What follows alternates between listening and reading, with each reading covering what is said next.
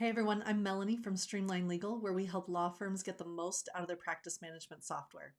Tonight we're talking about those payment notifications. And some of you may be in the situation where you're getting payment notifications all the time. Maybe you don't actually need the payment notifications. Here's what happened.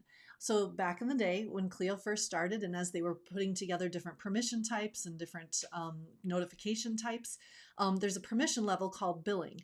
And generally, I'm a big fan of a lot of people having access to this billing permissions because I want them to be able to see those invoices and collect payment from our clients. I want to make it as easy as possible for clients to be able to pay the firm, right? So anybody that answers the phone, I want them to be able to take that payment and apply it to the invoice so that we can have that money and have it applied properly ASAP. So that's my theory. But the reality is that if you were to give someone billing permissions, then they would get a copy of an email every time someone made an online payment. And maybe they didn't necessarily need an email every time someone made an online payment, but there was no way to change that, right? Billing permissions came with the online payment notifications. That was it. That was the only choice. But recently, and without much fanfare, I might add, Clio's made a change to that. And I think it's a very welcome change, and it allows us to be able to give someone billing permissions and not have to receive all those email notifications about online payments. So let's hop over to the screen and I'll show you exactly how we're going to set this up. In our Clio account, we're going to start by coming over to our settings. And what we're going to do is we're going to create a group. Now, maybe some of you have never created a group before in Clio. Totally fine, easy thing to do. We're going to go to Groups, Permissions, and Job Titles under Settings.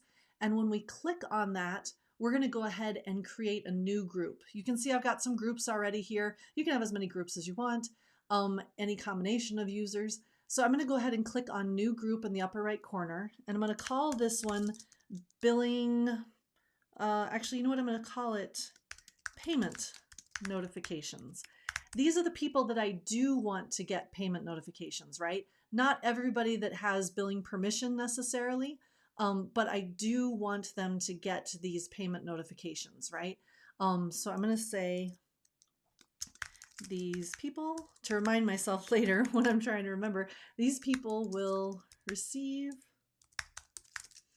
oh goodness, you know, you will type worse when people are watching, right? These people receive emailed payment notifications. Okay, so I'm going to go ahead and pick a couple of users down here. I'm going to pick Beth, I'm going to pick myself, and I'll pick Maggie. And so the three of us are going to get payment notifications every time a payment is made. I'm going to go ahead and save this group. Now this just creates the group, of course. Now I have to go assign that group to receive those notifications.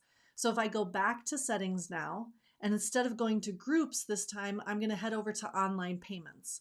I'm going to click on that, and at the top there'll be a tab for payment notifications.